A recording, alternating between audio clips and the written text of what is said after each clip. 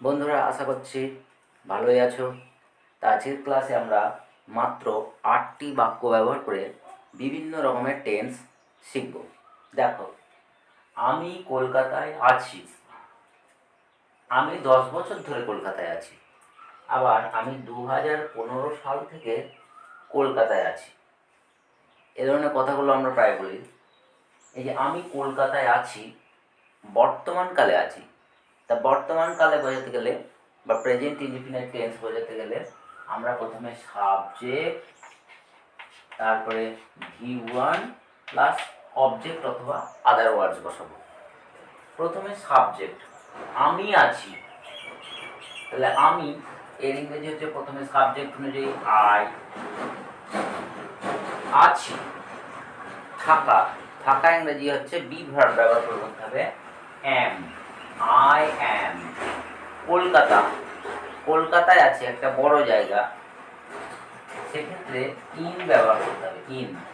I am in Kolkata. I am in Kolkata, আমি কলকাতায় আছি। আবার দেখুন, আমি 10 বছর ধরে কলকাতায় আছি। এখানে একটা অ্যামাউন্ট অফ টাইম আছে, 10 বছর ধরে। এক্ষেত্রে কিন্তু এই সাবজেক্ট V1 অর্থাৎ প্রেজেন্ট ইনডিফিনাইট টেন্স বসালে হবে না। এক্ষেত্রে ব্যবহার করতে হবে যে আছি, এর ইংরেজি হচ্ছে আমরা বললাম অ্যাম, অর্থাৎ বি ভার্ব। বি ভার্বের ক্ষেত্রে কোনো কাজ অতীতে শুরু হয়ে বর্তমানেও আছে। থাকা বোঝাতে গেলে বা অবস্থান বোঝাতে গেলে প্রেজেন্ট পারফেক্ট ব্যবহার করতে হবে। Present perfect, present perfect tense. Present পারফেক্টের ফর্মুলা কি? সাবজেক্ট প্লাস হ্যাজ অথবা হ্যাভ, এরপরে V3 অর্থাৎ পাস্ট পার্টিসিপল ফর্ম। এবার দেখুন, এই স্ট্রাকচারে এই বাক্যটাকে আমরা ইংরেজি করি। আমি, আই, প্রথমে সাবজেক্ট বসানো হলো। এবার সাবজেক্ট অনুযায়ী এখানে হবে হ্যাভ, আই হ্যাভ। এইবার যে V3 মানে এখানে হচ্ছে অ্যামটাকে করতে হবে। এই যে অ্যাম, আমি আছি, অ্যাম এর V3 অর্থাৎ বি ভার্বের V3 রূপ হচ্ছে been. I have been, I have been মানে আমি আছি ইন কলকাতা, ইন কলকাতা। এবার দেখুন, 10 বছর ধরে যখন অ্যামাউন্ট অফ টাইম বা ডিউরেশন বোঝাবে, তখন যে প্রিপোজিশন বসবে সেটি হচ্ছে for. For 10 years। I have been in Kolkata for 10 years। Have been ব্যবহার করা হচ্ছে, এটা হচ্ছে প্রেজেন্ট পারফেক্ট টেন্স। এবার দেখুন, এই ক্ষেত্রে ফর ব্যবহার করা হচ্ছে প্রিপোজিশন অ্যামাউন্ট অফ টাইম বোঝাতে। কিন্তু এখানে দেখুন 2025 সাল থেকে, 2015 সাল থেকে আমি কলকাতায় আছি। এটার ইংরেজি কি হবে? এটার ইংরেজি একই রকম ভাবে হবে। অতীতকালে শুরু হচ্ছে, 15 সালে থাকা শুরু হয়েছে এবং বর্তমানেও আছে। তাহলে আমরা যদি এইরকম একটা স্ট্রাকচার ব্যবহার করি, এটা পাস্ট, এটা প্রেজেন্ট, আর এটা যদি ফিউচার ব্যবহার করি, তাহলে দেখুন 2015 সাল এখানে যদি হয়, এখান থেকে আমরা থাকা শুরু করেছি কলকাতায়, এখনও আছি, অর্থাৎ প্রেজেন্টের সঙ্গে কানেকশান আছে। সেক্ষেত্রে আমরা বললাম প্রেজেন্ট পারফেক্ট টেন্স, যার ফর্মুলা সাবজেক্ট, এরপরে হ্যাজ, হ্যাভ এবং V3। এক্ষেত্রেও তাই হবে, 2015 সাল থেকে এখনও আছি কলকাতায়। আই এই অনুযায়ী has, have, have. I have এটার মতোই হবে, been in Kolkata, in Kolkata. এবার দেখুন 2015 সাল থেকে, আমরা জানি থেকে ইংরেজি হচ্ছে ফ্রম। এবার 2015,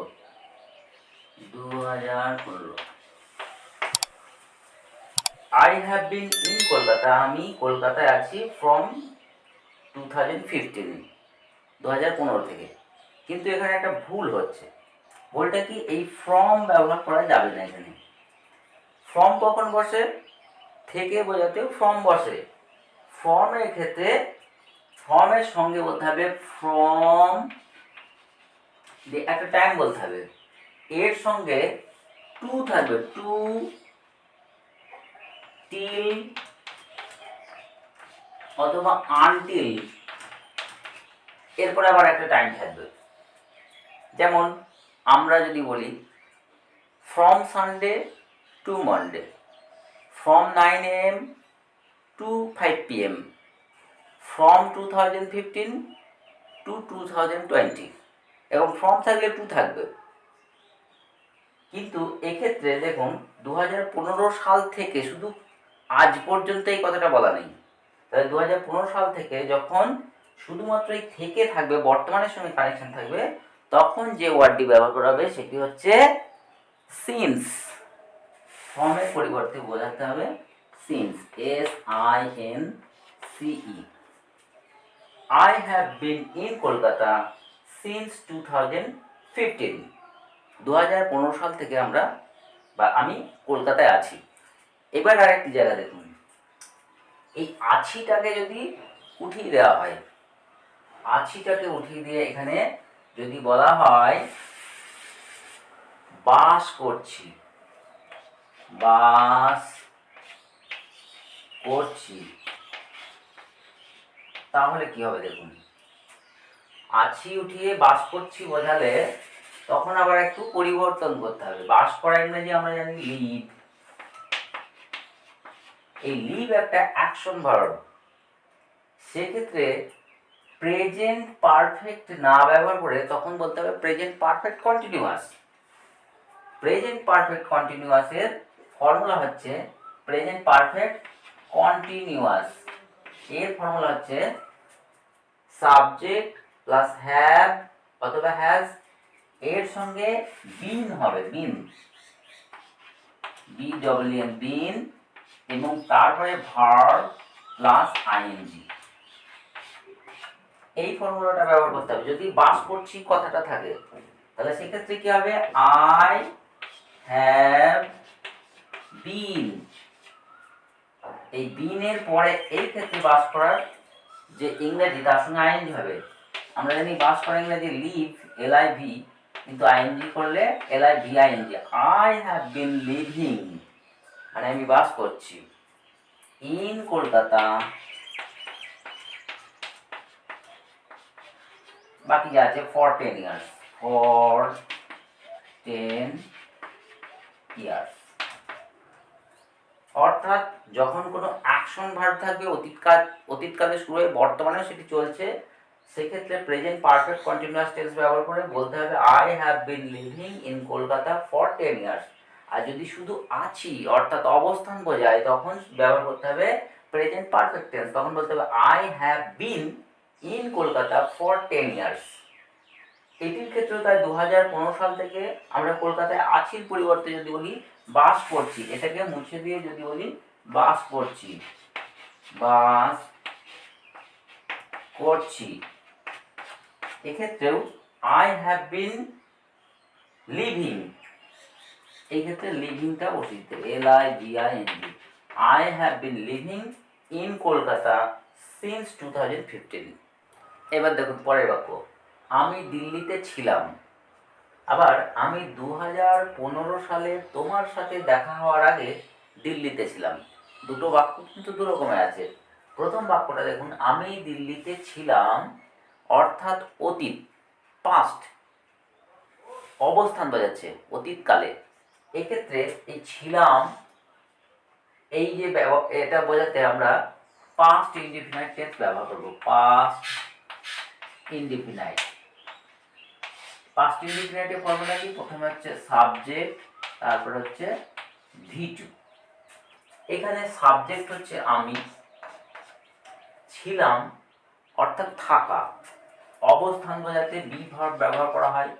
বি ভার্বের 1 নম্বর রূপ অ্যাম, ইজ, আর। V2 হচ্ছে ওয়াজ অথবা ওয়্যার, আর V3 অর্থাৎ পাস্ট পার্টিসিপল ফর্ম হচ্ছে বিন। এগুলো আমরা জানি। তাহলে এক্ষেত্রে আমি ছিলাম, I was, V2 past tense ব্যবহার করতে হবে। I was Delhi, in Delhi, I was in Delhi. এটা গেল পাস্ট ইনডিফিনিট টেন্সের ব্যবহার। এবার দেখুন, আমি 2015 সালে তোমার সাথে দেখা হওয়ার আগে দিল্লিতে ছিলাম। এক্ষেত্রে দুটো ঘটনা আছে। প্রথমে কি, যে আমি দিল্লিতে ছিলাম, এই একটি ঘটনা, আর 2015 সালে তোমার সাথে দেখা হওয়া, এই একটি ঘটনা। দুটোই অতীত। এক্ষেত্রে প্রথম যে ঘটনাটি ঘটেছে, আমি দিল্লিতে ছিলাম, আগে থেকেই দিল্লিতে ছিলাম, এবং 2015 সালে তোমার সাথে যেই দেখা হলো তারপরে আমি অন্য জায়গায় শিফট হয়েছি। তাহলে দুটো ঘটনা, অতীতেরই দুটো ঘটনা। 1 নম্বর ঘটনা হচ্ছে দিল্লিতে থাকা, 2 নম্বর ঘটনা হচ্ছে 2015 সালে তোমার সাথে দেখা। এই যে 1 নম্বর প্রথম ঘটনার জন্য আমরা ব্যবহার করব পাস্ট পারফেক্ট। পাস্ট পারফেক্টের ফর্মুলা কি? Subject plus has,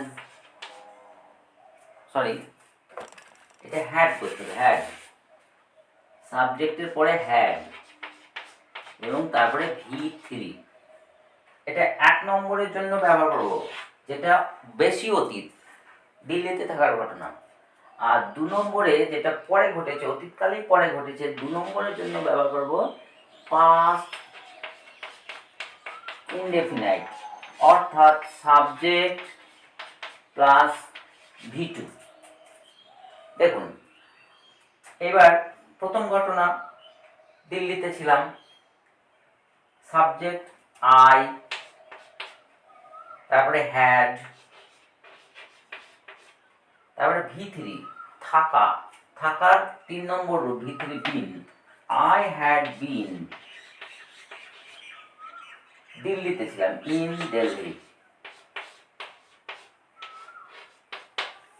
I had been in Delhi, আমি দিল্লিতে ছিলাম।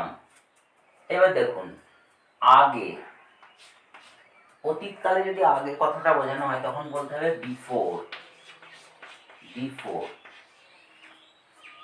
এইবার বলতে হবে পরের ঘটনাটি। পরের ঘটনাটি কি? 2015 সালে তোমার সাথে দেখা হওয়ার আগে। পরের ঘটনা তোমার সাথে দেখা হওয়া, বিফোর মানে আমি তোমার সঙ্গে দেখা করেছিলাম, আই, সাবজেক্ট, তারপরে V2 দেখা হওয়া, মিট, মিটের past tense met, before I met you 2015 সালে, ইন 2015। তাহলে দেখুন, I had been in Delhi, এটা পাস্ট পারফেক্ট টেন্স ব্যবহার করা হয়েছে। বিফোর আই মেট, এটা পাস্ট ইনডিফিনিট টেন্স ব্যবহার করা হয়েছে। অর্থাৎ অতীতকালেরই যদি দুটো কাজ হয়, প্রথম কাজ, প্রথম অতীতের জন্য ব্যবহার করতে হবে পাস্ট পারফেক্ট, এবং পরবর্তী অতীতের জন্য ব্যবহার করতে হবে সিম্পল পাস্ট বা পাস্ট ইনডিফিনিট টেন্স। আমি 2015 সালে তোমার সাথে দেখা হওয়ার আগে দিল্লি ছিলাম, এর ইংরেজি হবে I had been in Delhi before I met you in 2015। আমার একটা মোবাইল আছে বর্তমানকালে, আমার 5 বছর ধরে মোবাইলটা আছে, এটাও বর্তমানে। আমার 2020 সাল থেকে মোবাইলটা আছে। এই কথাগুলো আমরা প্রায় বলি, কিন্তু দেখুন, আমার একটা মোবাইল আছে, এখন আছে, এটার ক্ষেত্রে আমরা সিম্পল প্রেজেন্ট বা প্রেজেন্ট ইনডিফিনিট টেন্স ব্যবহার করব, সাবজেক্ট প্লাস V1। তাহলে কি হবে? আমার আছে, আমার আছে, আই, V1 হচ্ছে আছে, পজিশন থাকা, হ্যাভ, আই হ্যাভ একটা মোবাইল, এ মোবাইল। এটা খুব সহজ। এবার দেখুন, আমার 5 বছর ধরে মোবাইলটা আছে, অর্থাৎ আমি 5 বছর আগে কিনেছিলাম মোবাইলটা, বর্তমানেও আছে। অতীতের সঙ্গে প্রেজেন্ট কানেকশন। এক্ষেত্রে আমরা জানি পাস্ট, এই প্রেজেন্ট পারফেক্ট কন্টিনিউয়াস ব্যবহার করা হয়। প্রেজেন্ট পারফেক্ট কন্টিনিউয়াস অর্থাৎ সাবজেক্ট প্লাস হ্যাভ অথবা has plus been plus verb plus ING. কিন্তু এক্ষেত্রে ভার্ব প্লাস আইএনজি হবে না, আছে এর ইংরেজি আমরা ধরে নিয়েছি যে হ্যাভ। এই হ্যাভ এটা কোনো অ্যাকশন ভার্ব নয়। আমরা এর আগের একটা উদাহরণ দেখেছি লিভ, অ্যাকশন ভার্ব, সেক্ষেত্রে লিভিং হয়েছে, কিন্তু হ্যাভিং করলে হবে না। কোনো অবস্থান অর্থাৎ বি ভার্ব যদি থাকে, অ্যামিজার থাকে, সেক্ষেত্রে আইএনজি করা যাবে না। আর হ্যাজ, হ্যাভ, হ্যাড এগুলো যদি থাকে সেক্ষেত্রে আইএনজি করা যাবে না। সেক্ষেত্রে শুধু প্রেজেন্ট পারফেক্ট টেন্স ব্যবহার করতে হবে, এই কন্টিনিউয়াসটা বাদ যাবে, কন্টিনিউয়াস। সেক্ষেত্রে সাবজেক্ট প্লাস হ্যাজ অথবা হ্যাভ প্লাস ভি3। তাহলে এবার দেখুন এই বাক্যটার ইংরেজি কি দাঁড়াবে।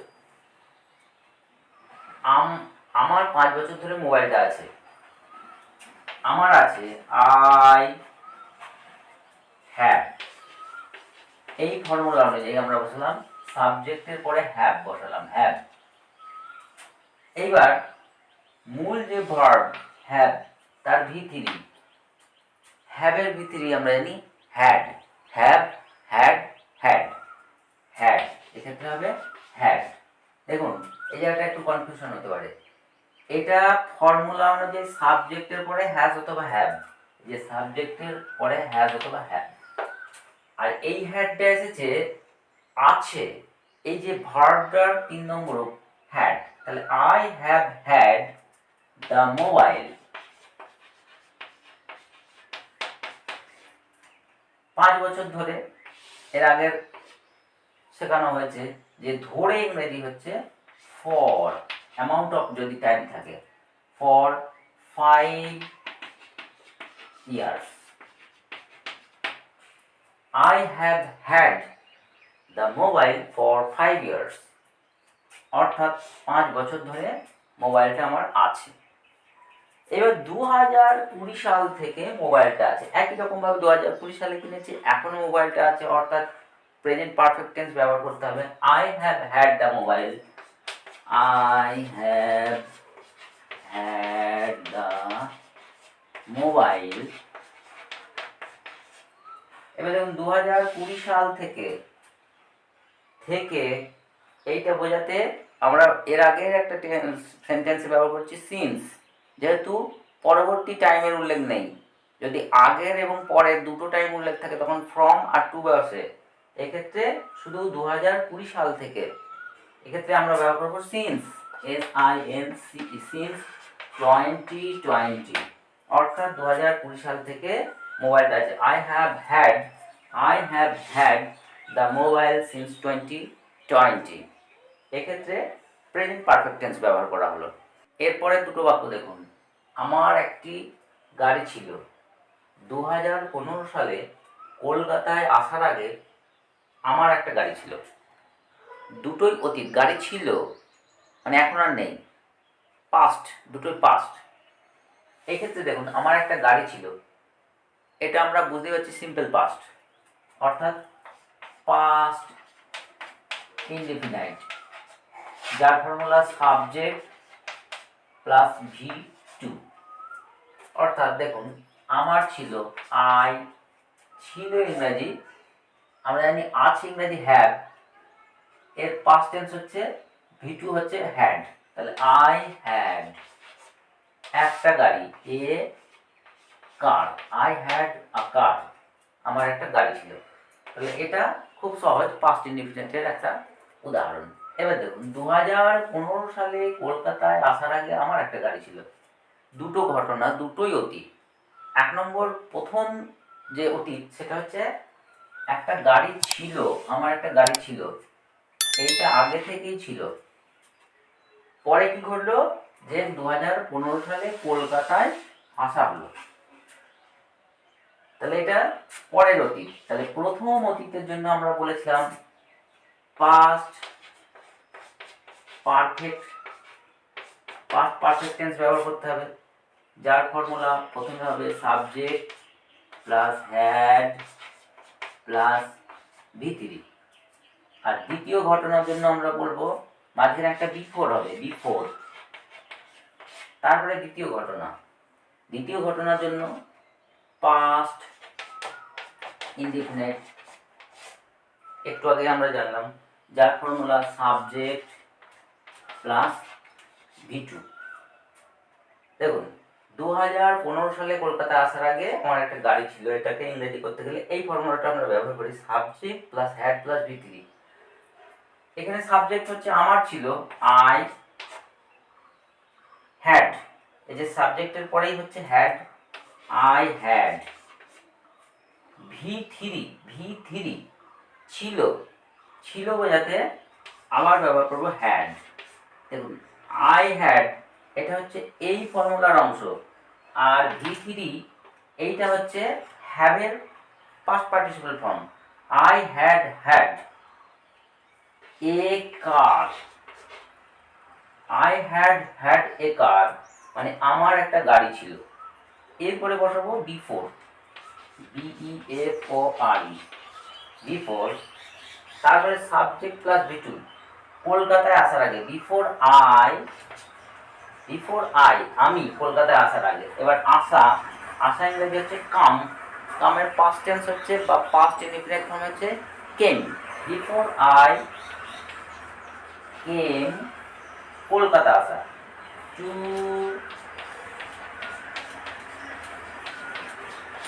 কলকাতা। এবার 2015 সাল, ইন 2015,